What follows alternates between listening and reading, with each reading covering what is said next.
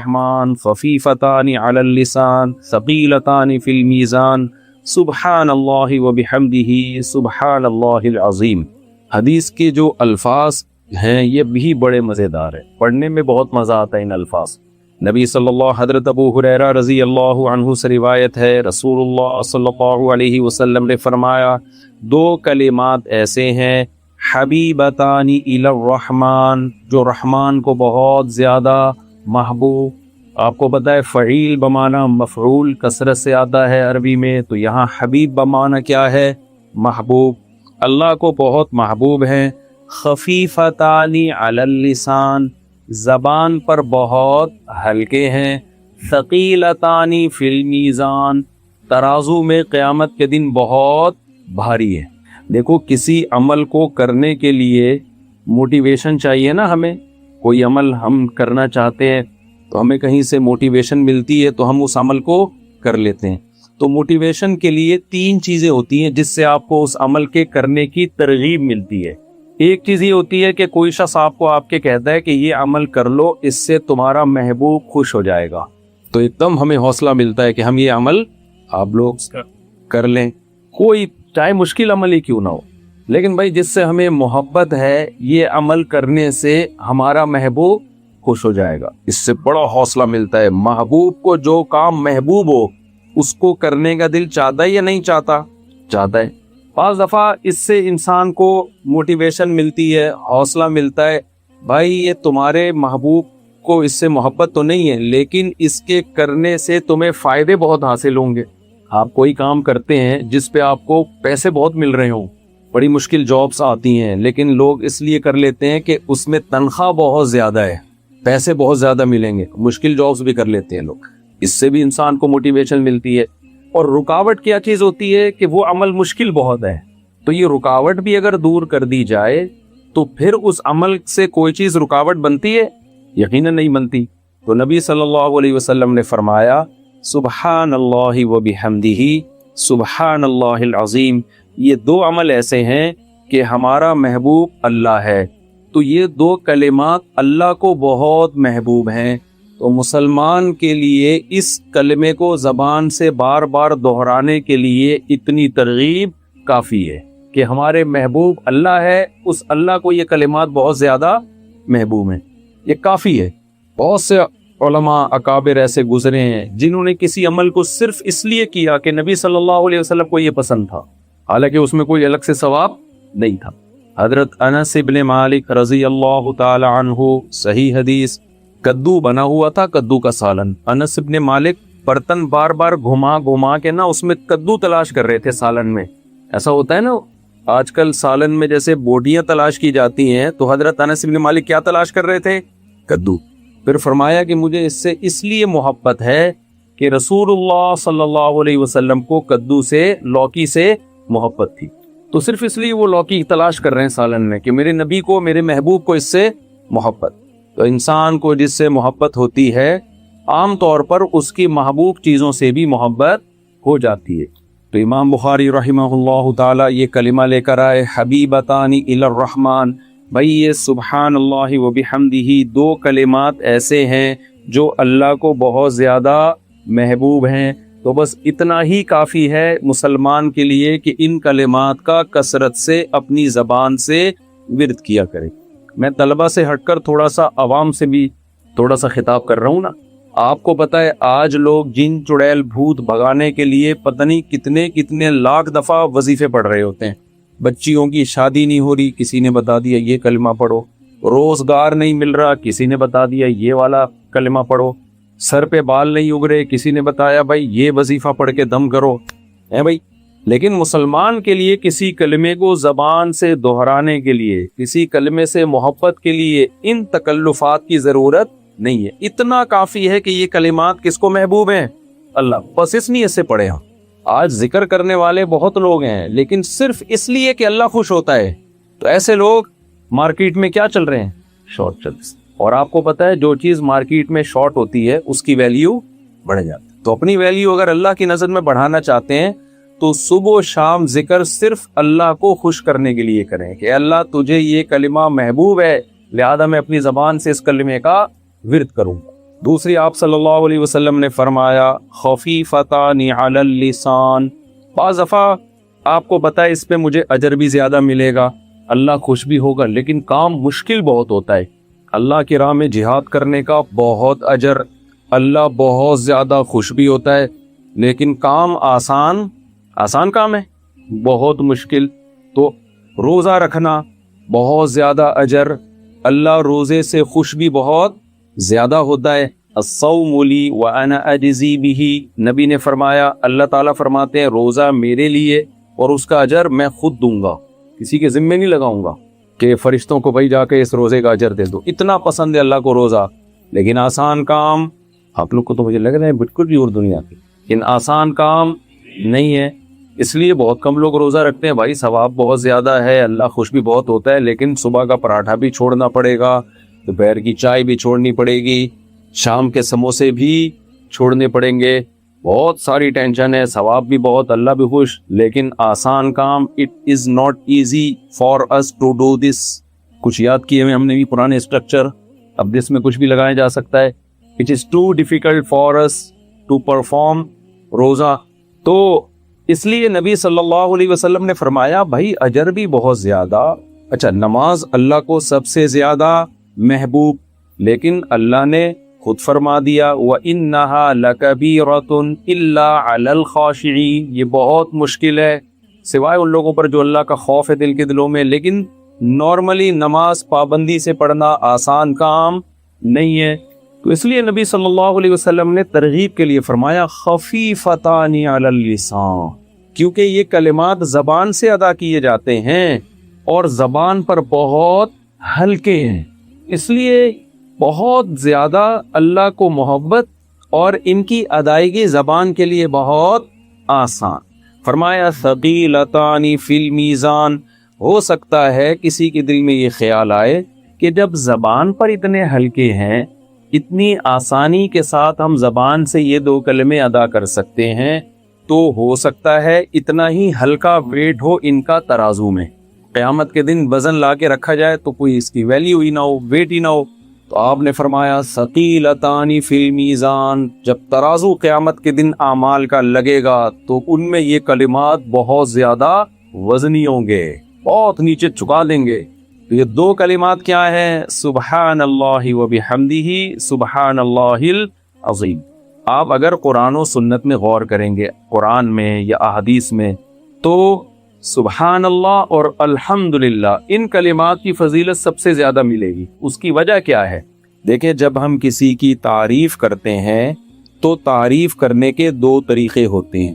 ایک، اس پر جو غلط الزامات لگے ہیں ان الزامات کو اس سے بری کر دینا، یہ بھی کسی کی تعریف کا طریقہ ہوتا ہے۔ کسی نے کسی پہ الزام لگا دیا، یہ کرپٹ ہے، یہ ایسا ہے، یہ ویسا ہے، آپ اس کی تعریف کر دیں، بھائی یہ کرپٹ نہیں ہے، یہ چور نہیں ہے، یہ بد کردار نہیں ہے، یہ بھی تعریف کا ایک طریقہ ہوتا ہے۔ اور ایک طریقہ ہوتا ہے کہ اس کی طرف اچھی صفات کی نسبت کی جائے، یہ با کردار ہے، یہ سچا ہے، یہ طاقتور ہے۔ تو الحمدللہ کا مطلب کیا ہے؟ اللہ کی طرف تمام اچھی صفات کی نسبت کی جائے، اور سبحان اللہ یہ تنزیہ ہے، تمام بری صفات سے اللہ کو پاک قرار دیا جائے۔ اس لیے ان دو کلمات کی شریعت میں سب سے زیادہ فضیلت ہے، کیونکہ اس میں آپ نے اللہ کی ایک جامع تعریف کر دی، اللہ کی طرف جو عیب منسوب ہیں۔ عیسائیوں نے کہا عیسیٰ ابن مریم اللہ کے بیٹے ہیں، جب آپ نے سبحان اللہ کہا اس کا مطلب اللہ اولاد کی عیب سے پاک۔ مشرکین نے کہا فرشتے اللہ کی بیٹیاں ہیں، جب آپ نے سبحان اللہ کہا تو اللہ کی طرف اس عیب کو آپ نے، اولاد کے عیب سے اللہ پاک ہے۔ کسی نے کہا مریم اللہ کی زوجہ ہیں، تو سبحان اللہ میں آپ نے اللہ کو اس عیب سے پاک قرار دیا۔ اللہ تجھ میں یہ عیب، انسانوں میں تو یہ کمال ہے کسی کی بیوی ہونا، بیٹا ہونا، تبھی میں صاحب کمال ہوں آپ کی، اس لحاظ ایسا کمال ہے کہ کمال ہو گیا عمل۔ اور تو میرے پاس، میں تو قیامت کے دن ایک ہی عمل پیش کروں گا، ایک ہی عمل ہے میرے پاس، ہے اللہ 18 بچے ہیں اور 4 گھر ہیں۔ اب خواتین آئی ہوئی ہیں تو میں نہیں زیادہ پریشان کرنا چاہتا، حدیث کو میں مکمل کروں جلدی سے ہی۔ تو لیکن اللہ کے لیے بیوی کا ہونا اور اولاد کا ہونا عیب۔ آیت الکرسی پوری اسی تنزیہ ہے، لا تأخذہ سینۃ ولا نوم، یہودی یہ کہا کرتے تھے اللہ نے 6 دنوں میں آسمان کو بنایا پھر تھک گیا، ایک دن اللہ نے آرام کیا۔ اللہ نے فرمایا لا تأخذہ سنۃ ولا نوم، اللہ کو نہ نیند آتی ہے نہ اونگ آتی ہے، ولا یؤودہ حفظہما، آسمانوں اور زمینوں کی حفاظت اللہ کو تھکاتی نہیں ہے، وہ تھکتا نہیں ہے۔ وَلَمْ يَعْيَ بِخَلْقِهِنَّ، اللہ نے آسمانوں اور زمینوں کو بنایا اور ان کو بنا کے اللہ تھکا نہیں۔ اس لیے اللہ نے جو ایک دن رکھا وہ اس لیے نہیں کہ اللہ تھک گئے تھے۔ ہم تو 6 دن کام کرتے ہیں نا، پھر ایک دن آرام۔ ویسے ہمارے پاکستان میں تو 6 دن بھی کام نہیں ہوتا، لیکن ایک دن آرام ہوتا ہے۔ جو حکومتی لوگ ہیں نا وہ 6 دن بھی آرام کرتے ہیں اور پھر ایک دن اس آرام کی وجہ سے تھکاوٹ ہوتی ہے، اس میں وہ کیا کرتے ہیں؟ آرام کرتے ہیں۔ بہت تھک گئے ہیں 6 دن آرام کر کے۔ تو سبحان اللہ میں ہر قسم کے عیبوں سے اللہ کو پاک کر دینا، تمام عیبوں سے اللہ کیا ہے؟ پاک۔ لیس کمثلہ شیء، اس جیسا کوئی بھی نہیں۔ اس کو اصطلاح میں کہتے ہیں تنزیہ، منزہ ہے وہ ہر عیب سے۔ اور الحمدللہ کسی کی تعریف کامل نہیں ہوتی، صرف اس کی طرف عیبوں کو دور کرنے سے۔ تمام تعریفیں کس کے لیے ہیں؟ آپ طالب علم میں آپ کو پتا ہے الحمدللہ میں کتنے قول ہیں، الف لام میں جنس کا ہے، جن سے حمد، ہر فرد حمد، خاص واسطے جب ترجمہ کرتے ہیں نا طلبہ، بالکل لفظی ترجمہ، تو الحمدللہ کا ترجمہ کیا کرتے ہیں؟ جن سے حمد، ہر فرد حمد، خاص واسطے ثابت ہے اللہ کے۔ ٹھیک ہے، کیا مطلب؟ حمد کی جو جنس ہے وہ بھی اللہ کے لیے، اور تعریف کے جتنے افراد ہیں، الف لام اگر استغراق کا ہو، یعنی دنیا میں کسی کی کسی بھی وجہ سے تعریف اگر ہوتی ہے تو وہ تمام وجوہات اللہ میں علی وجہ الکمال پائی جاتی ہیں۔ اگر ہم کہتے ہیں فلاں کی تعریف کرتے ہیں، فلاں جمال ہے، خوبصورتی ہے، تو سب سے زیادہ جمال کس میں ہے؟ اللہ میں۔ اتنا جمال کہ موسیٰ علیہ السلام نے اللہ کا براہ راست کلام سنا۔ بھائی میں زیادہ لمبی تو نہیں میں نے تفصیل شروع کر دی، ایسا نہ ہو آپ کا پروگرام کا کوئی سیٹ اپ ہی تو ممبر پہ کبھی اٹھا دے تو پولیس بلوانی پڑتی ہے اٹھانے کے لیے، تو میں بس جلدی سے سمیٹ رہا ہوں۔ مزہ آ رہا ہے اصل میں مجھے یہ جمال اور موسیٰ علیہ السلام کا واقعہ بیان کرنے میں نا۔ تو جمال اللہ تعالیٰ کا، کہتے ہیں موسیٰ علیہ السلام واحد پیغمبر ہیں جنہوں نے اللہ سے اس زندگی میں دیدار کی خواہش کی ہے، کسی اور پیغمبر نے اللہ سے اس زندگی میں دیدار کی خواہش نہیں کی، یعنی یہاں دنیا میں، آخرت میں تو ہوگا۔ واحد موسیٰ علیہ السلام ہے۔ سوال پیدا ہوتا ہے بھائی کیوں؟ کیا اکیلے موسیٰ کو اللہ سے محبت تھی جو اللہ سے کہہ رہے ربی ارینی کیف تحیی الموتى، اے اللہ تو مجھے اپنا جلوہ دکھا، ربی ارینی انظر الیک، اے اللہ میں تجھے دیکھنا چاہتا ہوں، تو اپنا جلوہ دکھا میں تجھے دیکھوں گا۔ یہ خواہش نہ آدم علیہ السلام نے کی، نہ ابراہیم علیہ السلام نے، نہ نوح علیہ السلام نے، نہ سید الانبیاء محمد صلی اللہ علیہ وسلم نے، کسی پیغمبر نے نہیں۔ اکیلے کس نے کی ہے یہ خواہش؟ موسیٰ علیہ السلام نے۔ بھائی سوال پیدا ہوتا ہے کہ اب باقیوں کو محبت نہیں تھی؟ نہیں بھائی، یہ تو سوال ہی پیدا نہیں ہوتا۔ موسیٰ علیہ السلام نے اس لیے اللہ سے اللہ کے دیدار کی خواہش ظاہر کی ہے کہ موسیٰ علیہ السلام اللہ سے براہ راست ہم کلام ہوا کرتے تھے، اللہ کا کلام براہ راست سنا کرتے تھے، بیچ میں فرشتے کا واسطہ نہیں تھا۔ آپ کو پتہ ہے کسی کا کلام سن کے اس سے محبت پیدا ہوتی ہے، ایک بھڑکتی آگ محبت کی۔ اگر کلام خوبصورت ہو، فون آیا آپ کے پاس، ہیلو کی آواز آئی، مختلف طریقوں کی ہیلو کی آوازیں آتی، آپ نے بولا السلام علیکم، وہاں سے جواب آیا وعلیکم السلام۔ بعض جواب ایسے رپلائی ہوتا ہے آپ کہتے ہو ابھی لینڈ کاٹ دو، بات ہی نہیں کرو آپ۔ بعض دفعہ ایسی آواز آتی ہے وعلیکم السلام کی، انسان کہتا ہے بس اب فون کو رکھنا ہی نہیں۔ انسان کی فطرت ہے وہ اچھی آواز کی طرف مائل ہوتا ہے، اور جس کی آواز میں خوبصورتی ہو اس کے دیدار کی طرف بھی مائل ہوتا ہے، پھر وہ آواز سے محبت بڑھتی ہے، عشق بڑھتا ہے۔ تو موسیٰ علیہ السلام نے جب براہ راست اللہ کا کلام سنانا، اس کی چاشنی اتنی زیادہ محسوس کی، اس کی لذت اتنی زیادہ محسوس کی کہ بےتاب ہو گئے کہ میں اللہ تیرا دیدار کیے بغیر اب چین سے نہیں بیٹھ سکتا۔ اور اللہ تعالیٰ بھی حضرت موسیٰ کو یہ کہہ سکتے تھے کہ لن ترانی، تو ہرگز مجھے نہیں دیکھ سکتا، یہ اللہ نے کہہ دیا۔ اس کہنے کے بعد حضرت موسیٰ کے لیے مزید کسی دلیل کی ضرورت تھی؟ بولو بھائی، جب اللہ نے کہہ دیا، اللہ نے یہ بھی نہیں کہا لا ترانی کہ تو نہیں دیکھ سکتا، لن ترانی، it isn't possible for you to watch me or to see me۔ اب آپ انگلش میں کون سا صحیح لگے گا وہ آپ خود لگا کے گا۔ اے موسیٰ یہ امپاسبل ہے، یہ نہیں ہو سکتا کہ آپ مجھے دیکھو۔ لیکن حضرت موسیٰ کی تڑپ کتنی زیادہ تھی. پیغمبر کے لیے اتنی دلیل کافی ہے کہ اللہ نے کہہ دیا یہ نہیں ہو سکتا، لیکن اللہ کو معلوم تھا کہ موسیٰ کی یہ تڑپ ختم نہیں ہوگی. وَلَٰكِنِ انظُرْ إِلَى الْجَبَلِ، اللہ نے عمل کر کے دکھایا کہ اس پہاڑ پر اپنی تھوڑی سی تجلی ڈالوں گا. فَإِنِ اسْتَقَرَّ مَكَانَهُ، اگر یہ ٹک گیا اپنی جگہ پہاڑ، فَسَوْفَ تَرَانِي، تم میں بھی ہو سکتا ہے آپ بھی دیکھ لو. لیکن وہ پہاڑ پر ذرا سی تجلی ہوئی ہے اور پہاڑ ریزہ ریزہ. تو کیوں؟ اس لیے کہ اللہ کا جمال، جب اللہ کے کلام میں اتنی لذت تھی تو حضرت موسیٰ نے سوچا اس اللہ کا جمال کیسا ہوگا. تو تعریف کی ایک چیز جمال ہے. ہم کہتے ہیں نا فلاں بڑا ہینڈسم، فلاں بڑا خوبصورت، فلاں میں جمال. تو جمال اللہ کا سب سے زیادہ. حمد کا ایک فرد جمال، حمد کا ایک فرد ہے طاقت اور قوت. کمزور کہنا کسی کو یہ تعریف ہے یا طاقتور کہنا؟ کہتے ہیں فلاں اتنا اچھا آدمی ہے کہ چلا ہی نہیں جاتا اس. کبھی سنا آپ نے پاور اور طاقت کا ہونا؟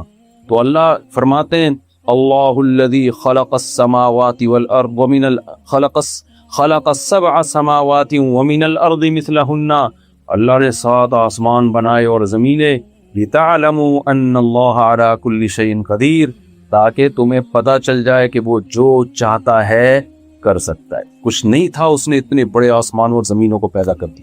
کنجوس ہونا تعریف کی چیز ہے یا سخی اور جواد ہونا ہے؟ بھائی یہودیوں نے اللہ کے بارے میں کہہ دیا تھا کہ ید اللہ، سارے یہودیوں نے نہیں کہا تھا، چند نے کہا تھا.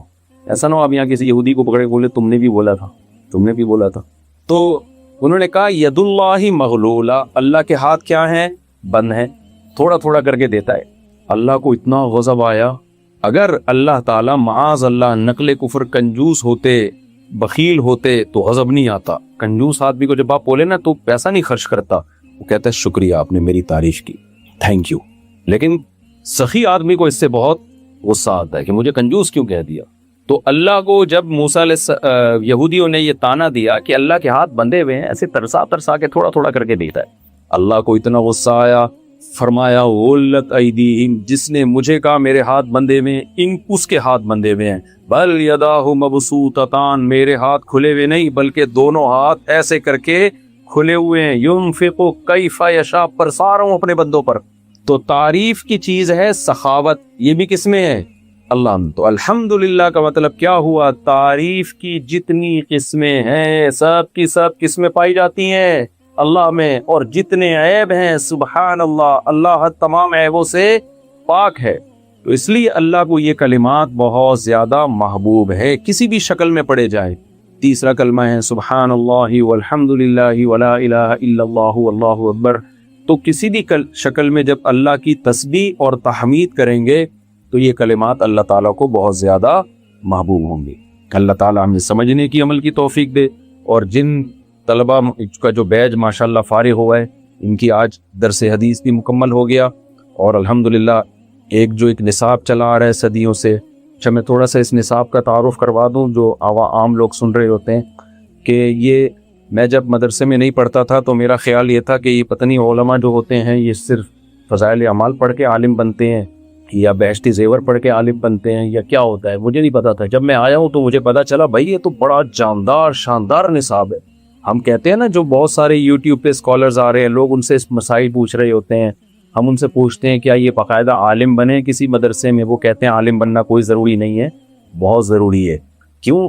علماء کو جو پڑھایا جاتا ہے، تھوڑا سا میں تعارف کروا دوں کہ علماء جو بننے کے لیے نصاب ہے نا، چند چیزیں ایسی ہیں جو بہت ضروری. سب سے پہلے آپ کو بتائیں کہ ہمارا پورا اسلام وہ عربی میں ہے، وہ انگلش یا اردو میں نہیں. قرآن، حدیث، پھر آگے جو صحابہ کے اقوال ملتے ہیں اس کی تشریح میں، ائمہ کے اقوال، وہ سب عربی زبان میں. تو اس لیے ہمارے دینی مدرسوں میں سب سے پہلے عربی سکھائی جاتی ہے، عربی گرامر میں عبور حاصل کیا جاتا ہے. اس عربی کے سیکھے بغیر آپ مذہبی اسکالر نہیں بنتے.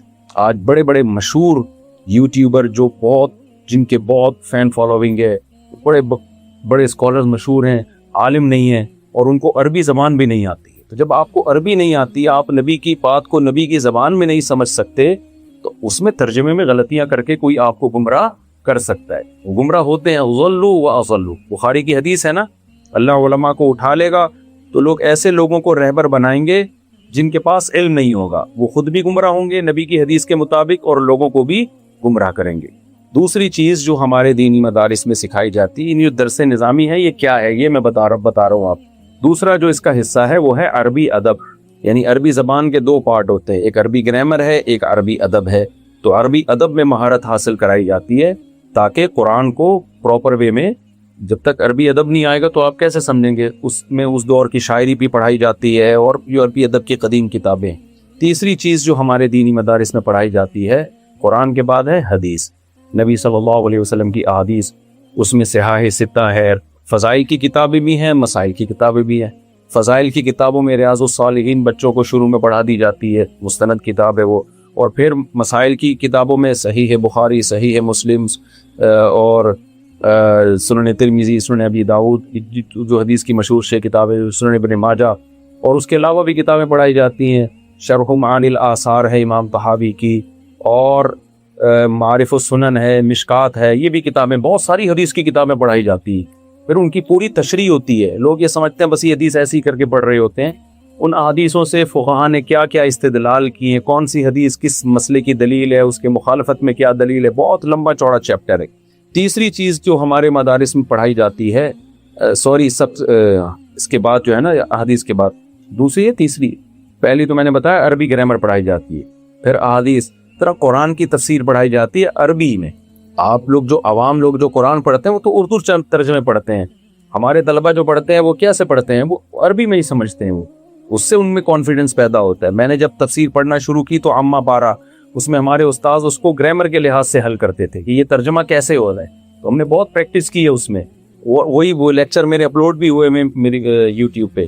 تو ایسا نہیں ہوتا کہ اب آپ ان نئے نئے اسکالرز جو آ رہے ہیں ان سے آپ ایک تھوڑی سی گرامر کے لحاظ سے. ہمارے ایک دفعہ استاذ نے پوچھا ولو مدبرین کا کیا مطلب ہے.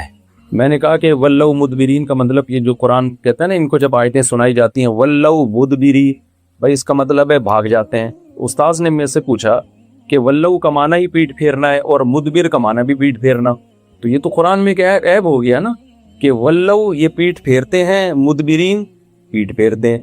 تو کیا ہے بھائی، یہ جب تک آپ پراپر وے میں نہیں پڑھیں گے، اس کو کہتے ہیں حال مؤکد. اسے کیا کہتے ہیں، ادبار جو ہے نا مدبری ایک حال ہے، ولو کی حالت کنڈیشن بیان کر رہا ہے صرف تاکید کے لیے. اور ایک اور مثال میں آپ کو دیتا ہوں، سبحان الذی اسری بعبدہ لیلا. اسرا کا معنی ہوتا ہے رات کو چلانا ہے بھائی. اللہ کہتے ہیں پاک ہے وہ ذات جو اپنے بندے محمد صلی اللہ علیہ وسلم کو رات کو اس نے چلایا مسجد حرام سے مسجد اقصی جب معراج ہوئی. تو سوال پیدا ہوتا ہے اسرا یسری اسران کا معنی تو رات کو چلانا ہے، تو لیلن کا مطلب تو پھر کیا ہوا بھائی، لیلن آگے کیوں آ رہا ہے کہ رات کو چلایا. تو آپ ان لوگوں سے پوچھیں، ان کو کچھ بھی نہیں پتا، کیسے ترجمہ کریں گے. اس کو کہتے ہیں صنعت تجرید، کہ لیلن میں اسرا میں جو رات کا معنی تھا، اسرا سے اس رات کے معنی کو خالی کر دیا اللہ نے. اللہ تعالیٰ نے اسرا میں جو رات کا معنی تھا نا وہ رات نکال دی، خالی چلانے کے معنی میں رکھا، لیلن کو الگ سے لے آئے اللہ تعالیٰ. سوال پیدا ہوتا ہے اللہ نے یہ کیوں کیا. یہ تو بلیغ کلام ہے نا. جب اسرا سے ہی بھی یہ سمجھ میں آ رہا تھا کہ اللہ رات کو چلا کے لے کے گئے ہیں، تو لیلن کو الگ سے بیان کرنا ایک زائد کام ہو گیا کہ نہیں ہو گیا، ایک اضافی کام ہو گیا. ایک طرف ہم کہتے ہیں قرآن بلاغت کی کتاب ہے، کوئی لفظ اس میں زیادہ نہیں ہے، دوسری طرف ہم کہہ رہے ہیں بھائی اسرا کا مطلب ہی جب رات کو چلانا تھا تو اللہ نے اسرا میں رات کا لفظ نکال کے الگ سے کیوں استعمال کیا. یہ بھائی اس کی وجہ یہ ہے کہ لیلن میں تنوین تقلیل کے لیے ہے. اگر یہ لیلن الگ سے نہ لایا جاتا تو یہ نہیں پتا چلتا رات کے تھوڑے حصے میں اللہ نے یہ کام کیا ہے. ہم سمجھتے پوری رات یہ ہوتا رہا ہے. بہت مشکل ہے بات سمجھانا. اسرا بعبدہ لیلن، اللہ نے لیلن کو تنوین لا کے الگ سے ذکر کر دیا کہ رات کے تھوڑے سے حصے میں اللہ اپنے بندے کو مسجد حرام سے مسجد اقصی کی طرف لے گیا. یہ بلاغت ہے اس میں. یہ ساری چیزیں ہمارے طلبہ پراپر وے میں قرآن پڑھتے ہیں، اور آج جو اسکالرز آ رہے ہیں ان کو ان میں سے کسی ایک نقطے کا بھی علم نہیں ہوتا. بس ادھر سے ترجمہ، گوگل ترجمے کاپی پیسٹ چل رہا ہوتا ہے اور پبلک ان سے گمراہ ہوتی ہے ریفرنسز کو دیکھ کے. حدیث نمبر بھی صحیح بتا دیا، وہ بھی دیکھ کے بتا دی. اب نمبر تو ہر آدمی پڑھ سکتا ہے نا. اس لیے دین ہمیشہ کس سے سیکھا جائے گا؟ علماء سے سیکھا جائے گا. العلماء ورثۃ الانبیاء. تو تیسری چیز قرآن کی تفسیر پراپر وے میں پڑھی جاتی ہے. چوتھی چیز جو ہمارے ہاں پڑھی جاتی ہے مدارس میں وہ ہے اصول فقہ.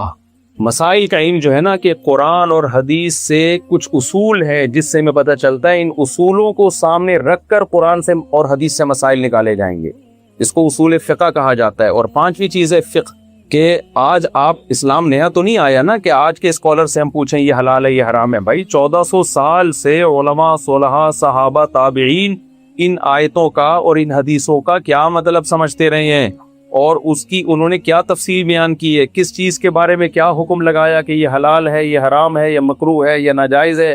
یہ پورے پراپر وے میں جب آپ یہ تمام چیزیں پڑھتے ہیں، اور یہ ساری صدیوں سے متواتر چلی آ رہی ہیں، یہ مرتب بعد میں ہوئی ہیں، لیکن یہ طریقہ صحابہ تابعین سے چلا آ رہا ہے، اس کے بعد انسان اس قابل ہوتا ہے کہ اس کو عالم کہا جائے، اس سے پہلے اس کو عالم نہیں کہا جا سکتا۔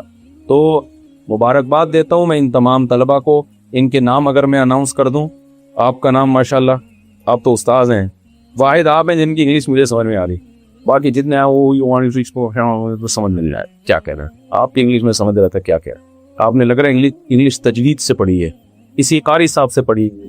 آپ کا نام، پورا نام بتائیں۔ انگلش میں کہیں گے ٹوٹل نام۔ ابراہیم ابن محمود، ماشاءاللہ۔ ابراہیم اورلووچ، اچھا تو کنورٹڈ ہے والد صاحب؟ اچھا ماشاءاللہ ماشاءاللہ، ان کے والد صاحب مسلمان ہیں۔ آپ؟ سلمان بکازی بکالی۔ آپ؟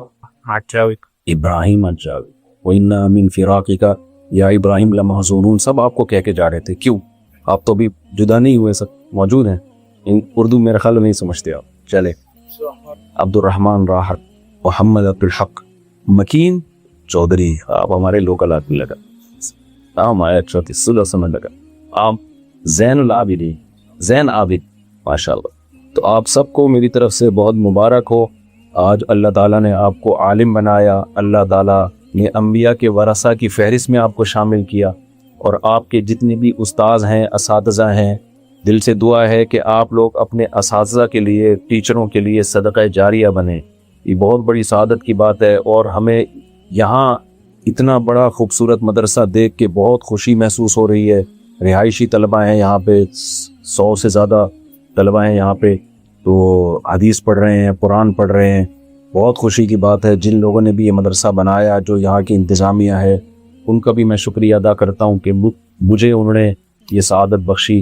اللہ تعالیٰ خوشیاں دے، برکتیں دے۔ اور آپ سب سے دیکھو، جو علماء یہاں فارغ ہوئے ہیں، ہم نے اپنے بڑوں سے ایک بات سیکھی ہے کہ نبی صلی اللہ علیہ وسلم نے فرمایا کہ نحن معاشر الانبیاء لا نورث درہما درہما ولا دینارا، کہ انبیاء کی وراثت درہم اور دینار دولت نہیں ہوتی، انبیاء کی وراثت علم ہوتی ہے۔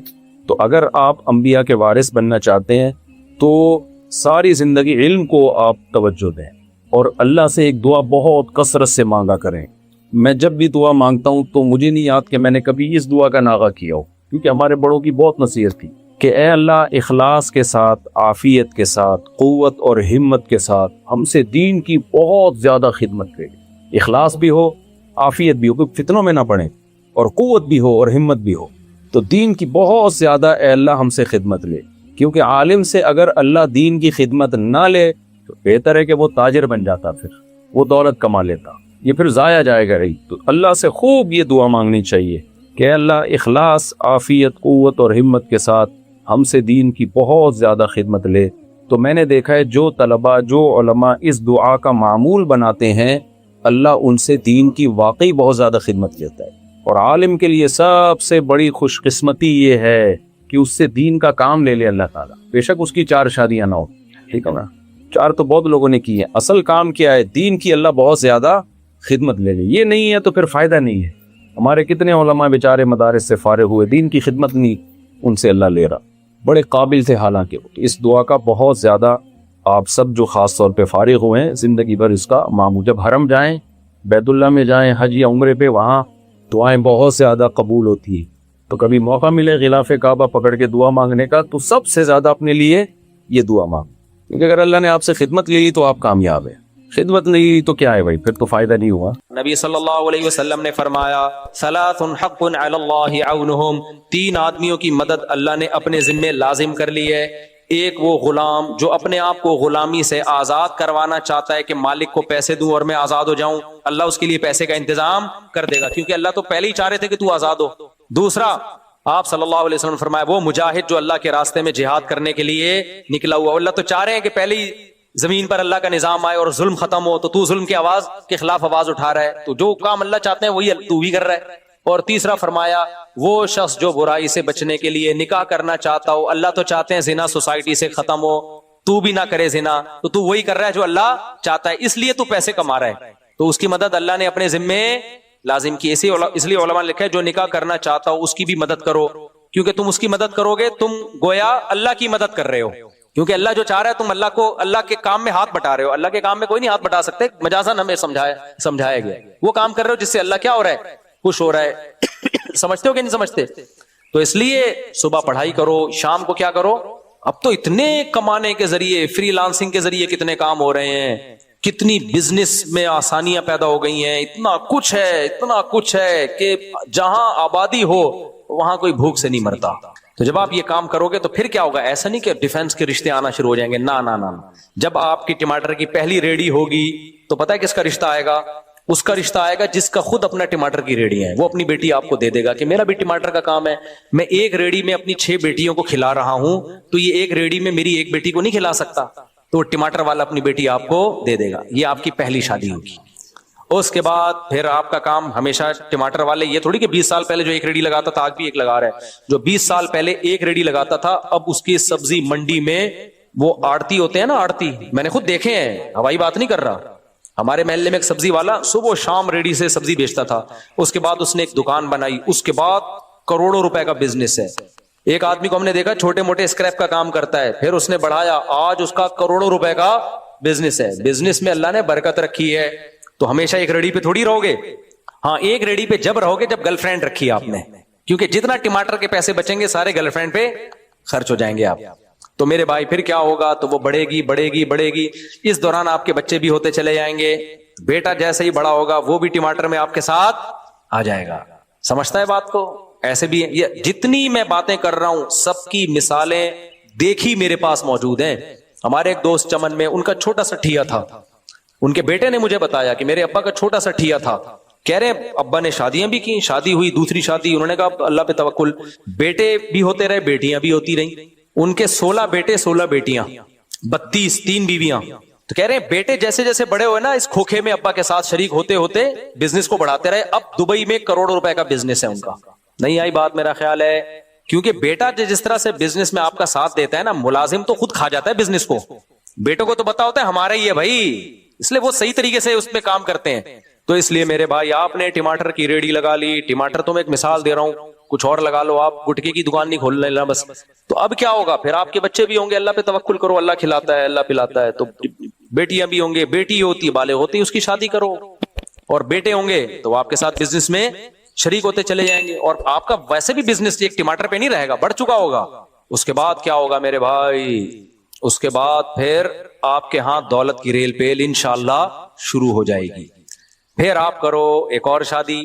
آپ کہہ سکتے ہو اب تو میں بڈھا ہو جاؤں گا، نہ اس سے پہلے ہی ہو جائے گا انشاءاللہ یہ سب کچھ، اور چونکہ ٹائم پہ آپ کی شادی ہو چکی تھی لہذا آپ سیکشولی ویک بھی نہیں ہوگے، کیونکہ ٹائم پہ شادی ہو چکی تھی نا، تو ایسا نہیں ہوگا کہ آپ بالکل ہی، تو وہ چونکہ کمزور وہ ہوتا ہے جس کی یہ قوت استعمال ہی نہیں ہو رہی ہوتی، یا کہیں اور غلط استعمال ہو رہی ہوتی ہے، وہ مینٹلی کمزور ہوتا ہے، پھر جسمانی طور پر تو یہ ہینڈ پریکٹس وغیرہ سے کوئی کمزوری نہیں آتی، لیکن دماغ کے ساتھ کھیل رہے ہوتے ہو آپ، اس میں کیا خرابیاں ہیں وہ ابھی میرا ٹاپک نہیں ہے کہ یہ جو ہاتھ سے لوگ اپنے آپ کو فارغ کرتے ہیں اس میں کیا کیا خرابیاں ہیں۔ ڈاکٹر تو ایک فزیکلی رپورٹ پیش کر دے گا کوئی خون کی کمی نہیں، بھائی اتنا نہیں ہے، اتنا سادہ نہیں۔ لوط علیہ السلام کی قوم لڑکوں سے بدفعلی کی عادت تھی لیکن نامرد ہو چکی تھی، پتہ ہے آپ کو، ان کا بھی فزیکل ٹیسٹ کرواتے تو کوئی خرابی نہیں تھی، سارے ہارمونز برابر تھے، لیکن جب ان سے کہا گیا نکاح کرو تو انہوں نے کہا ہمیں عورت میں رغبت ہی نہیں ہے۔ تو یہی تو مردانہ کمزوری ہے کہ جہاں رغبت ہونی چاہیے وہ رغبت رہی نہیں ہے۔ تو جو ہاتھ سے اپنی خواہش پوری کرتے ہیں وہ مینٹلی ڈسٹرب ہو چکے ہوتے ہیں، کیونکہ ایک چیز پہ ان کا دماغ سیٹ ہو چکا ہوتا ہے، تو ان کو وہ بھرپور فائدہ نہیں ہوتا جو اس بیماری سے بچے ہوئے ہیں۔ تو خیر اب کیا ہے میرے بھائی، آپ تو اللہ تعالیٰ مدد کرے گا، پھر جب اللہ دولت دے گا تو ایک اچھے بہت اونچے خاندان میں کر لینا، کیا خیال ہے، پھر اور دے گا تو ایک اور کر لینا، پھر اور دے گا تو اس کے بعد آپ بھی تو ایک حد تک ہی ہو نا، اس کے بعد آپ میں بھی تو ایک اتنی بھی نہیں ہے کہ آپ ساری دنیا میں آپ اکیلے ہی آدمی پیدا ہوئے ہو. کیا خیال ہے بھائی؟ ہر طاقت اللہ نے انسان میں محدود رکھی ہے. تو یہ کام کریں آپ. لیکن اگر پڑھائی کے چکر میں شادی کو ڈیلے کیا تو پھر اس کی کوئی انتہا نہیں ہے. پڑھائی کی تو دیکھو میں نے تو زیادہ پڑھا ہی شادی کے بعد ہے, کیونکہ درس نظامی تو ہم نے پڑھ لیا تھا شادی سے پہلے. لیکن جو موقع ملتا ہے نا ٹیچنگ کا, اصل میں تو ایجوکیشن اس وقت ہوتی ہے جب وہی کتابیں ہم طلبہ کو پڑھاتے ہیں. جب ہم خود پڑھتے تھے تو بعض دفعہ یہ ہوتا تھا بے گزارو امتحان میں اس کے آنے کے چانس نہیں ہے, بعض طالب علم تو ڈنڈی مار دیتا ہے. لیکن جب طلبہ کو پڑھانے کے لیے ہم بیٹھے اس وقت میری شادی ہو چکی تھی. میرا جو تدریس کا پہلا سال تھا, شادی بھی میری اسی سال ہوئی ہے. جب میں ٹیچر بناؤں نا تو پہلا دن جو میرا ٹیچنگ کا تھا میں میرٹ تھا, تو اس وقت اصل میں میرا امتحان شروع ہونا. اب طلبہ کو پڑھانا ہے تو پھر تو اسٹڈی لازمی کرنی پڑتی ہے انسان کو, اور ہر سبق کی اسٹڈی صحیح طرح سے کرنی پڑتی ہے. تو اصل تو محنت اس وقت شروع ہوئی جب ہماری شادی ہو چکی تھی. لیکن ہم نے پڑھایا الحمدللہ, پڑھا رہے ہیں اس وقت سے, ریسرچ کا کام کیا, تحقیقی کام کیا, بیانات کیے, دنیا میں ٹریولنگ بھی ہو رہی ہے, حج بھی ہو گیا, عمرے بھی ہو رہے, سارے کام, مرغیاں بھی پل رہی ہیں, بکریاں بھی پل رہی ہیں. پیسے میرے پاس نہیں ہوتے تھے, پیسے بھی آنا شروع ہو گئے. اچھا آپ لوگ تو کہہ رہے ہوں گے یوٹیوب تو آیا ہے نا, اس سے پہلے میں کیا کر رہا تھا؟ اللہ تعالیٰ کی ایسی مدد ہوتی ہے کہ آپ, قرآن کہتا ہے نا وَمَن يَتَّقِ اللَّهَ يَجْعَل لَّهُ مَخْرَجًا, اللہ سے ڈرو گے اللہ تمہارے لیے رزق کے دروازے کھول دے گا, وَيَرْزُقْهُ مِنْ حَيْثُ لَا يَحْتَسِبُ, وہاں سے روزی دے گا جہاں سے تمہارا گمان نہیں ہوگا. میں نے 20 کاروبار کیے ہوں گے, جس کاروبار میں مجھے لگتا تھا کہ کچھ نہیں ملے گا وہاں سے ملا, جس میں لگتا تھا یہیں سے سب کچھ ملے گا وہاں ڈوب گیا. لیکن گھر چلتے رہے الحمدللہ, ٹھیک ہے نا. گھر کیا ہوتے رہے ہیں, چلتے ہی رہے, بچے بھی آتے رہے مارکیٹ میں, گھر بھی چلتے رہے. اور میرے بھائی تو آپ اللہ پہ اعتماد کرو, اللہ پہ کیا کرو, توکل کرو. کہیں اونچ نیچ آ جائے تو صبر کرو. وہ تو کنواروں میں بھی آتی ہے کہ نہیں آتی؟ کتنے کنوارے یونیورسٹی میں پڑھ رہے ہیں, جیب میں گٹکے کے پیسے نہیں ہیں, تو وہ بھی تو ٹینشن ہے. تو کبھی تو شادی کے بعد بھی آ سکتی ہے, وہ تو اللہ کے ہاتھ میں. اللہ چاہے گا تو شادی کے بعد ٹینشن دے دے گا, نہیں چاہے گا تو نہ بعد میں دے گا نہ پہلے دے گا. بس ایک آیت قرآن کی یاد رکھو, اللہ سورہ نور میں کہتے ہیں ان یکونوا فقراء یغنیہم اللہ من فضلہ, نکاح کرو فقیر ہو گے اللہ غنی کر دے گا, بس چھوڑ دو اللہ کے ہاں. سمجھ میں آ رہی ہے بات؟ اللہ پہ ڈال دو, ورنہ اس طرح مرے رہو سڑے رہو. پھر اپنے بچوں کو بھی روکتے ہیں شادی سے, یہ بھی پڑھے گا, تو دادا بننے سے پہلے فوت ہو جاتے ہیں, نانا بننے سے پہلے فوت ہو جاتے ہیں. خوشیاں ہی نہیں دیکھ, خالی پڑھائی تھوڑی ہے میرے بھائی سب کچھ. انگریز میں بڑے بڑے سائنسدان ہیں, جاپان سے زیادہ تھوڑی پڑھ سکتے ہو. حال دیکھو بیچاروں کا کیا ہو گیا, جو پڑھے لکھے ہیں ان کی بھی زندگیاں تباہ ہو گئی ہیں. اکیلے تنہائی, رینٹے بندہ آتا ہے ان کی بوڑھے سے بات کر کے تنہائی دور کرتا ہے. تو سب کچھ پڑھائی نہیں ہے میرے بھائی, نیچرل لائف کی طرف آؤ. دوسرا سوال مفتی صاحب, جتنی بدماش تنظیمیں ہیں وہ تو اپنے حق یا جیت کے لیے جان تک کی پرواہ نہیں کرتے, بس ایک دیندار لوگ ہی رہیں گے جنہیں دین اور دنیا والا جتنا ذلیل کر دیا, حق چھین لو بڑوں کو گالیاں دیتی ہیں. اقرار حسن نے جو کام کیا وہ اسٹائل علماء کیوں نہیں کرتے؟ ابے بھائی یہ ایک بہت بڑی ٹینشن ہے, ہمیشہ نیگیٹو سوچتے ہیں لوگ کہہ رہے ہیں اقرار الحسن نے جو کام کیا وہ علماء نے کیوں نہیں کیا. اگر یہ تو پھر سوال ہے, بعض کام علماء کر رہے ہیں وہ اقرار الحسن نے کیوں نہیں کیا. ہمارے ایک استاذ بڑی پیاری بات کہتے ہیں, ہم لوگ نیگیٹو بہت سوچتے ہیں.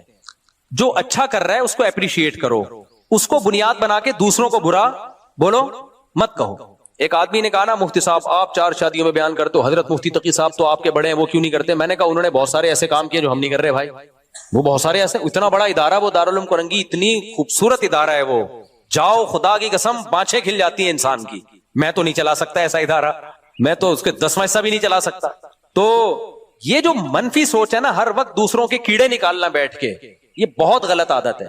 اور یہ ہمارے اسکالرز نے ہمیں اس کام پہ ڈالا ہے, کیڑے نکالتے رہو, وہ یہ نہیں کر رہا, وہ یہ نہیں کر رہا, وہ یہ نہیں کر رہا. سیاستدانوں نے بھی ہمیں اس پہ ڈال دیا ہے, مولوی یہ نہیں کر رہے, مولوی یہ نہیں کر رہے. بھائی جان آپ کے پاس کوئی پیکج ہے آپ دے دو لوگوں کو, مولوی بھی کرنا شروع کر دیں گے. وہ پیکج تو دو نا. ایک اسکالر ہے وہ مولوی یہ نہیں کر رہے, مولوی یہ نہیں کر رہے, انقلاب نہیں لا رہے. آپ کیا لا رہے ہو؟ آپ بھی تو باتیں ہی کر رہے ہو بیٹھ کے. کتنے لوگ ہیں فلسطین کے لیے, مولوی یہ نہیں کر رہے, مولوی یہ نہیں کر رہے. بھائی مولوی اگر کچھ کر رہا ہوگا تو میں بتا کے تھوڑی کرے گا, وہ آپ سے جو ہو رہا ہے وہ آپ کر لو, اپریشیٹ بھی کرو, میں نے یہ کیا لوگوں تم بھی یہ کر لو. تو اتنا ٹائم اپنی خوبیوں کو بیان کرنے میں نہیں لگتا جتنا دوسروں کی برائیوں میں لگ رہا ہے. جو اچھا کام کر رہا ہے اپریشیٹ کرو, ماشاءاللہ ویل ڈن. یہ نہیں کہو یہ کر رہا ہے یہ نہیں کر رہا. یہاں جہاں آپ نے یہ کہا نا یہ نہیں کر رہا, تمہاری کھوپڑی میں نا گوبر بھرا ہوا ہے. اصل میں تم لوگوں کو سب کے خلاف کرنا چاہ رہے ہو. تو اقرار الحسن نے خاندانی کام کیا, بہت اچھی بات, اپریشیٹ کرو. یہ نہیں کہو مولوی یہ کیوں نہیں کر رہے, یہ پھر بہت لمبا پھر بڑا مسئلہ ہو جائے گا. تو جو کام اچھا کر لیا اس میں کیا کیا, میں نے بھی تعریف ریکارڈ کروا دی. اقرار الحسن زندہ باد. شف والی پھونکوں والی سرکار کی پھونک کیا کر دی اس نے, نکال دی, بہت اچھا کام کیا. تو یہ بالکل ایسا ہی ہے جیسے ایک آدمی رات کو اٹھا تہجد پڑھ رہا ہے, اللہ سے دعا مانگ رہا ہے, اے اللہ یہ سارے مزدور سو رہے ہیں, میں اکیلا تیرے سامنے اٹھ کے دعا مانگ رہا ہوں, میرے سمل کی لاج رکھ. اے اللہ میں نے بھی دن بھر مزدوری کی, میں بھی اتنا ہی تھکا تھا جتنا یہ تھکے ہیں, لیکن میں نے نیند قربان کی, انہوں نے قربان نہیں کی, دیکھ رہا ہے میرے سمل کی لاج رکھ. ایک مزدور نے منڈی نکالی کمبل سے, بولا کم بخت تو اپنی خوبیاں بیان کر, ہمیں ہماری غیبتیں کیوں کر رہا ہے اللہ کے سامنے. بالکل یہی اسٹائل ہے. جیسے وہ اس مشہور اسکالر حنفیوں نے, جب بھی کوئی مسئلہ پوچھو نا, حنفیوں نے یہ کیا بھائی, ابے تم سے کوئی پوچھ رہا ہے حنفیوں نے کہ تم جو سوال پوچھا اس کا جواب دے دو یار, تم تو جو سوال پوچھا جا رہا ہے اس کا کیا کر دو, جواب دے دو. تم ہر بات گھما پھرا کے, اور کیا بھی نہیں ہوتا حنفیوں نے یہ اے وہی. تو کسی کو حنفیوں سے ایسی چڑ ہو گئی ہے, کسی کو کسی سے چڑ ہو گئی ہے, وہ یہ جو آج میرا پورا بیان ہوا نا, بغض ہو جائے تو پر ہر چیز گھما پھرا کے وہیں لے کے جاتے ہیں لوگ. تو مولویوں سے میرے بھائی چڑ نہ کرو, کسی سے بھی چڑ نہیں کرو یار, کیا ضرورت ہے. ایک ماہر نفسیات ڈاکٹر ہیں, ان کا کلپ آیا بڑا اچھا, بڑی پیاری بات کی, اکثر وہ اچھی باتیں کر رہے ہوتے ہیں. انہوں نے کہا کہ دیکھو ہمارے دماغ کی ایک مخصوص کیپیسٹی ہے, جیسے کولر کی انہوں نے ایک مثال دی کہ کولر میں اگر آپ پانی ڈالیں گے تو ایک وقت تک بھرے گا نا, وہ مزید پانی ڈالیں گے تو کولر بھی ٹینشن میں آئے گا کہ نہیں آئے گا. تو اس کا حل یہ کہ نل کا کھولو, کچھ پانی نکالو, پھر مزید کچھ پانی ڈالو. تو ہم بھی جو اسٹریس ہے نا ہمارے دماغ میں ایک حد تک تو ٹھیک ہے, حد سے زیادہ اسٹریس لینی ہے نا تو پرانی والی کو نکالنی پڑے گی. تو انہوں نے کہا مزید آپ نے کوئی ٹینشن لینی ہے نا تو یہ جو سیاسی جھگڑے آج کل چل رہے ہیں یہ والی ٹینشن نکالو, پھر مزید کوئی ٹینشن لے کر آؤ. جو آج کل سیاسی جھگڑے نہیں چل رہے, پھر ڈاکٹر نے کہا کہ اس وقت سب سے زیادہ اسٹریس میں اللہ تعالیٰ کے ہاں ساری قومیں اللہ کی مخلوق ہیں. کیا خیال ہے بھائی, ساری قومیں اللہ کی, اللہ چاہتا ہے کہ یہ قومیں آپس میں لڑیں, ماں باپ چاہتے ہیں کہ یہ میرے بھائی بیٹے آپس میں لڑیں کہ ایک کالا ایک گورا ہے, تو اللہ بھی نہیں چاہتا کہ مہاجر پٹھان سے لڑے, پٹھان پنجابی سے لڑے, پنجابی سرائکی سے لڑے, کیونکہ سب اللہ کی مخلوق ہیں. الخلق عیال اللہ, حدیث میں آتا ہے مخلوق ایسے جیسے اللہ کا خاندان, تو اللہ بھی نہیں چاہتے. جب آپ اس قوم پرستی پہ لڑ کے مرو گے تو اللہ کہتا ہے تو بری موت مرا ہے, تو میرے پاس تیرے لیے کوئی ٹھکانہ نہیں ہے. اب اپنی قومی لیڈر سے اجر مانگ, قومی لیڈر سے اجر مانگ, وہ کچھ بھی نہیں دے گا آپ کو. وہ 4 دفعہ قبر پہ آگے پھول چڑھائے گا, فاتحہ پڑھے گا, اس کے بعد بھول جائے گا. بڑے لوگوں نے ہٹلر کے لیے کتنے لوگوں نے جانے دی تھی نا, کیا کیا ہٹلر, خود بھی آخر میں گولی مار کے مرا ہے. اچھا میرے بھائی, میں ایک مدرسے میں مدرس لگا اور شروع میں یہ طے ہوا تھا کہ وہاں مستقل پڑھاؤں گا, اور اس وقت واقعی یہی نیت تھی. ابھی 1 سال پورا نہیں ہوا کہ بعض مجبوریوں کی وجہ سے چھوڑنا چاہتا ہوں, کیا یہ جائز ہے؟ بھائی یہ میں مشورے نہیں دیتا, اب پتہ نہیں آپ کی کیا مجبوریاں ہیں, یہ تو مبہم لفظ ہے نا. جائز تو ہے, اگر کسی مجبوری سے چھوڑنا چاہ رہے ہو تو جائز ہے, لیکن چھوڑنا چاہیے کہ نہیں چاہیے یہ میں نہیں بتا سکتا, یہ میں نہیں بتاؤں گا. ختم.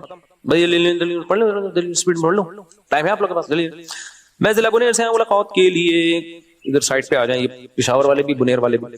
مجھے ہمارے یونیورسٹیوں میں زیادہ تر استاذ لڑکیوں کو پرائیورٹی دیتے ہیں جبکہ بوائز کچھ نہیں, جبکہ کہا جاتا ہے کہ ٹیچر والدین کے برابر ہے. آج کل ٹیچر ٹھرکی ہوتے ہیں, والدین کے برابر نہیں ہوتے. لڑکیاں دیکھ کے بہت پگھلتے ہیں. سب ٹیچروں کی بات نہیں کر رہا بھائی, بہت اچھے بھی ہوتے ہیں اس میں, لیکن ٹیچروں کے لڑکیوں کے ساتھ, سوری یار آپ تو بہت اچھے ہو نا, میں سب کی بات کر ہی نہیں رہا نا, میں نے پہلے کہہ دیا بہت سے ٹیچر بہت اچھے ہیں الحمدللہ, پہلے ان کے کہنے سے پہلے میں نے کہہ دیا. لیکن ٹیچروں کی بڑی کمپلینز آ رہی ہیں لڑکیوں کے ساتھ. وہ جب لڑکیاں کو ٹیچروں لوگ استعمال کرتے ہیں نا, پھر وہ لڑکی ہمیں بتاتی ہے فون کر کے ہمارے پروفیسر صاحب اس سلسلے میں آئے تھے, اور اس سلسلے میں, کیونکہ ٹیچر آدمی پہلے ہوتا ہے, ٹیچر بعد میں ہوتا ہے. سب سے بڑی ٹیچر تو امہات المومنین ہے. قرآن نے ان کے بارے میں کہا ہے کہ جب کوئی صحابی تم سے شرعی مسئلہ, آپ سے شرعی مسئلہ پوچھنے کے لیے آئے تو فاسألوہن من وراء حجاب, پردے کے پیچھے سے پوچھو. اور امہات المومنین کو کہا گیا کہ آپ نے جواب جو دینا ہے تو آواز میں نرمی نہیں پیدا کرنی ہے, ٹو دا پوائنٹ جواب ہو بس. وہاں جب یہ حفاظت کی جا رہی ہے تو یونیورسٹیوں میں خام خواہ ایک فرض کر لیے ٹیچر چونکہ ہمارے باپ کی طرح ہیں, تو یہ لڑکیوں کو جوان ایک نمبر کے ٹھرکی پروفیسر یونیورسٹیوں میں پڑے ہوئے ہیں. سارے نہیں ہیں میں مانتا ہوں, لیکن بہت سے ٹھرکی, اور کتنی لڑکیوں کی زندگیاں برباد کی ہیں. ایسے کیسز ہیں میرے پاس, 2 سال ٹیچر چھپ کے نکاح کیا اپنی شاگرد سے, 2 سال تک اس کو طبیعت سے استعمال کرتا رہا ہے, ماں باپ کو پتہ ہی نہیں ہے. ماں باپ کہہ رہے ہیں ٹیچر ہے, ایکچولی کیا ہے, تو تمہارے ماں باپ ہی سالے غیرت نہیں ہے. تو پھر جب شادی ہونے کا ٹائم آیا تو طلاق دے دی, کہ چلو, وہ بھی نیک ٹیچر کی بات کر رہا ہوں, طلاق دے دی. اب وہ لڑکا سمجھ رہا ہے کنواری بیوی ہے, وہ کنواری مماری نہیں ہوتی بعض دفعہ. اب ایسا نہ ہو کسی یونیورسٹی کی لڑکیوں پہ کوئی شادی ہو تو شک کرنا شروع کر دیں. شک جائز نہیں کسی کے بارے میں. بہت ساری لڑکیاں ہوتی ہیں پاکیزہ ہوتی ہیں, وہ اپنے آپ کو بچا کے رکھتی ہیں. بہت سارے ٹیچر بھی پاکیزہ ہوتے ہیں, لیکن بہت سارے ٹھرکی بھی ہوتے ہیں. اچھی لڑکیوں کی زندگیاں خراب کی ہیں. مر جب لڑکی کو دیکھتا ہے نا تو بہت کم چانسز ہیں کہ اس کے دل میں فحش خیالات نہ آئیں، بہت کم چانسز. تو اب تو بہاولپور یونیورسٹی کے جو حال سامنے آیا، اسلامک یونیورسٹی ہے، تو غیر اسلامک ہوتی تو پتہ نہیں کیا ہوتا. اس لیے میرے بھائی اپنے بچیوں کو یونیورسٹی نہیں بھیجو، پڑھاؤ، گھر میں پڑھاؤ. میں تو کھلے عام یہ بات کہتا ہوں، یونیورسٹی سے ایجوکیشن کم آئے گی، اخلاق ایسے برباد ہوں گے نا اس کے. ہاں وہ پڑھائیں جو 100% نگرانی کر رہے ہیں. میں ایسے لوگوں کو بھی جانتا ہوں، بچی کو خود یونیورسٹی چھوڑ کر آتے ہیں، جیسے ہی کلاس ختم ہوئی لے کر آ گئے. اتنے حوصلہ ہے تو پڑھاؤ، ہم پڑھائی کے خلاف نہیں ہیں، لیکن اتنا ٹائم آج کوئی دے ہی نہیں رہا اپنی اولادوں کو. تو آپ اگر اس طرح سے بھیجو گے نا، جو کمپلینز ہیں اچھے اچھے شریف گھرانوں کی، دیکھو صرف اتنا نہیں ہوتا کہ بوائے فرینڈ بنے گا اور دوستیاں ہوں گی، نہ نہ نہ، سب سے پہلے اس کے اخلاق خراب ہوں گے.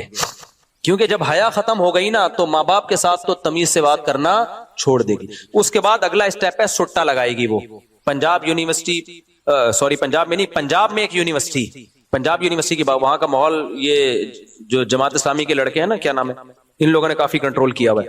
لیکن پنجاب میں بعض یونیورسٹیاں ایسی ہیں، لڑکیاں کھلے عام چرس پی رہی ہیں وہاں پہ. تو آپ ہاں بہت کچھ ہو رہا ہے ماشاءاللہ. ابھی یونیورسٹی کا نام نہ لیں تو اچھا ہے نا، وہ پھر بولیں گے آپ نے ہمارا نام کیوں لیا. تو کراچی میں بھی ہیں یونیورسٹیاں جہاں لڑکیاں کیا کر رہی ہیں، پٹھانوں کا کتنا اچھا فیملی سسٹم ہے پشاور میں، سب برباد ہو رہا ہے یونیورسٹیوں میں. ان کو ہوش ہی نہیں ہے. باپ ہوگا تبلیغ میں سال کے لیے گیا ہوا ہوگا، اور حضرت مختار الدین شاہ صاحب دامت برکاتم کتنے بڑے بزرگ ہیں اللہ والے، حضرت شیخ الحدیث کے خلیفہ، ان کی خانقاہ میں بیٹھا ہوگا، اللہ اللہ کر رہا ہوگا، سلوک کے منازل طے کر رہا ہوگا. اس کو پتہ نہیں ہوگا میری بیٹی یونیورسٹی میں کیا کر رہی ہے، پتہ نہیں ہوگا. کیونکہ بچیوں کو تو پڑھانا ہے نا. اب وہ یونیورسٹی میں کیا حال ہو رہا ہوگا نہیں پتا ہوگا بیچاروں. سمجھتے ہیں اتنے نیک، وہ تو جب معاملہ ہاتھ سے نکلتا ہے تو برباد ہو جاتا ہے معاملہ. اسی وجہ سے جامعہ رشید غزالی یونیورسٹی بنا رہا ہے کہ بچیوں نے اس یونیورسٹی تو جانا ہی ہے، تو ان کو کوئی ڈھنگ کی یونیورسٹی تو دے دو جہاں پڑھائی ہو اور ماحول اسلامی ہو. اس پہ بھی لوگ جامعہ رشید کے خلاف ہیں کہ یہ اسٹیبلشمنٹ یہ ادارہ چلا رہا ہے. ہمارے ہاں جب آپ کسی کی رائے سے متفق نہیں ہوتے نا تو فوراً الزام ڈال دو ایجنسی کا آدمی ہے، اسٹیبلشمنٹ کا آدمی. یہ منجن بہترین چلتا ہے. آپ کی پالیسی سے کوئی بھی اختلاف کرے تو سیاسی لیڈروں میں بھی یہی ہوتا ہے، سیاسی لوگوں میں، تو ان کی پالیسی سے آپ اختلاف کر سکتے ہو. یہ منجن جو ہے نا کہ فلانے آدمی ہے، ڈمکانے آدمی، یہ بیکار کی بات ہے. نماز جنازہ کی کتنی شرائط ہیں؟ صرف 4 فرض ہیں نماز جنازہ کے، 4 تکبیرات. اس لیے نماز جنازہ کی دعا نہیں بھی آتی نا تو تکبیر کہہ دیا کرو. یہاں بھی وہی ہے. ابھی کسی نے ایک اسکالر سے پوچھا کہ نماز جنازہ، اس نے کہا حنفیوں کی بہت مختصر نماز ہوتی ہے. ابے تم سیدھا تم طریقہ بتا دو بھائی، سنت یہ ہے، کیا خیال ہے؟ علماء احناف سے بھی ہم نے سنا ہے، خود میں نے سنا ہے کہ یہ جو اتنی مختصر ہم دعا مانگتے ہیں، یہ نہیں، اس کے علاوہ بھی حدیث میں دعائیں ہیں نماز جنازہ میں، وہ بھی مانگنی چاہیے. خود حنفی علماء سے ہی ہم نے سنا ہے. تو ایک چیز رائج ہو گئی مختصر، تو آپ اس کو یوں کہہ دو بھائی یہ والی مانگ لینی چاہیے. تو وہ تو پہلے سے علماء کہہ رہے ہیں. اب چیز رائج نہیں ہے عوام میں تو اس کو رائج کرنے کی کوشش کرو. لیکن وہی بات ہے، ہر چیز میں منفیت. تو فرض صرف 4 تکبیریں ہیں، باقی پھر ثنا ہے، درود شریف ہے. کوئی سورہ فاتحہ دعا کی نیت سے پڑھنا چاہے تو بھی ٹھیک ہے. اور یہ جو عبداللہ بن عباس کا قول ہے نا کہ سورہ فاتحہ پڑھی اور فرمایا کہ تاکہ تمہیں پتہ چل جائے کہ یہ سنت ہے، تو بعض لوگ کہتے ہیں دیکھو عبداللہ بن عباس تو سورہ فاتحہ کو سنت کہہ رہے ہیں، اور حنفی لوگ کہہ رہے ہیں کہ سنت نہیں ہے. یہ جو سنت کا لفظ جب صحابی استعمال کرتے ہیں نا تو اس سے ہمیشہ وہ سنت مراد نہیں ہوتی کہ جو نبی کی سنت ہو. اس کا مطلب ہوتا ہے یہ بھی جائز ہے، یہ بھی طریقہ ہے. اور یہ محدثین سے یہ ثابت ہے کہ سنت کا لفظ صحابی ہمیشہ نبی کے لیے استعمال نہیں کرتے بلکہ جواز کے لیے بھی استعمال کرتے ہیں. اور عبداللہ بن عباس نے یہ کہا بھی اسی وجہ سے تاکہ لوگوں میں رواج نہیں تھا سورہ فاتحہ کا. تو رواج کیوں نہیں تھا؟ نبی سے نہیں سنی انہوں نے، تبھی تو رواج نہیں تھا. تو انہوں نے کہا یہ بھی جائز ہے، اس سے اتنا بائیکاٹ کر لینا کہ اس کو حرام سمجھو، یہ غلط ہے. تو یہ تو حناف کے مسلک کی تائید ہو رہی ہے اس سے. باقی جب ہمارا پڈا شروع ہوگا نا پھر ہم انشاءاللہ اس پہ تمیز سے ایک ایک چیز ریکارڈ کروائیں گے. ابھی تو میں چاہ رہا ہوں نہ ہو پڈا. نماز جنازہ کی کتنی شرائط ہیں؟ نماز جنازہ کی فرائض کیا ہیں یہ بتا دیا میں نے. 4 تکبیریں، باقی وہ دعا بھی ہے، اور اس کے علاوہ بھی بہت ساری دعائیں، وہ بھی پڑھ لو. بس ایک ہی دعا رٹا لگا کے یاد کی بھی، اللہم اغفر لحینا ومیتنا وشاہدنا وغائبنا وصغیرنا وکبیرنا وذکرنا وانثانا. اور بھی بہت ساری دعائیں، کچھ نہیں تو اللہم اغفرہ وارحمہ ولا تعذبہ. میت کی مغفرت کے لیے دعائیں کرنی چاہیے.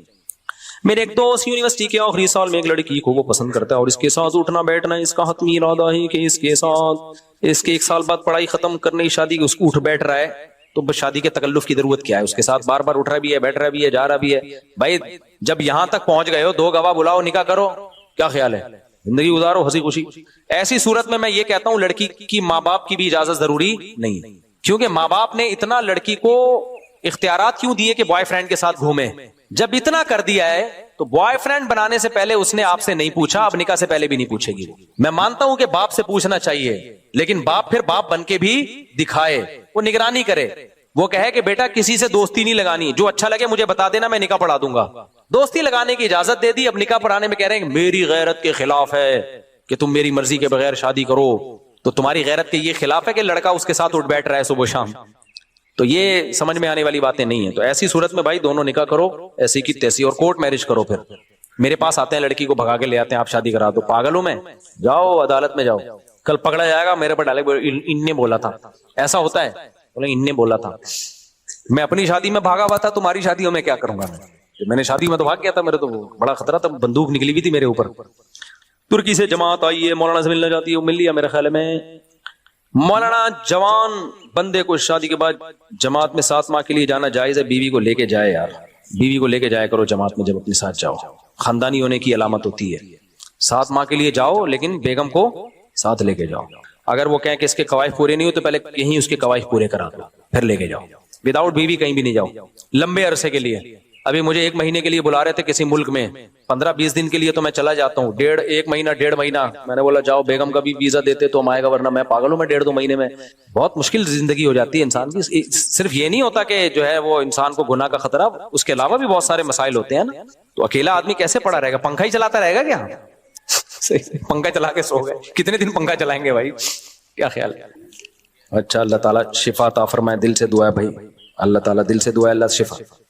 ان کی بھانجی ہے، بچی کا نام ماہرہ ہے، اس کے گھٹنوں میں پانی بھر گیا ہے، دعا کریں اللہ تعالیٰ شفا دے. میں اور یہ آج بات نہیں کر رہا، میں 2005 یا 6 کی بات ہے. میں پنجاب گیا، 1 مہینے کے لیے بلائے، انہوں نے مسجد میرے حوالے کر دی، 1 مہینہ آپ سنبھالیں. تو میں نے کہا گھر والوں کا بھی ٹکٹ بھیجو گے تو آؤں گا میں. تو اپنے گھر والوں کو بھی لے کر گیا. تو جب اتنا لمبا عرصہ کے لیے کہیں جاؤ تو فیملی آپ کے ساتھ ہونی چاہیے، میری یہ رائے ہے. باقی بعض دفعہ وسائل ہمیں تو انہوں نے ٹکٹ بھیج دیا تھا، نہیں بھیجتے تو پھر سوچتے کہ لے کے اتنی گنجائش ہوتی تو لے جاتے، نہیں ہوتی تو نہیں لے کے جاتے. سمجھتا نہیں ہے نا بات کو. ہاں، زمینیں کہاں ہیں ساتھ؟ دیکھو یہ جو اللہ کی کرسی، اللہ کا عرش، یہ سب متشابہات میں سے ہے، اس کی کیفیت ہمیں بالکل معلوم نہیں ہے. تو خود قرآن نے کہہ دیا کہ ان کی کیفیت میں مت پڑھو، تو خود قرآن کہہ رہا ہے. تو خلاصہ آخری ایک لفظ میں، نکاح بھی جلدی کرو اور جہاں جاؤ بیگم کے ساتھ. یہ خاندانی ہونے کی بولو علامت. تو ایسے خاندانی، یہ خلاصہ ہے آخر.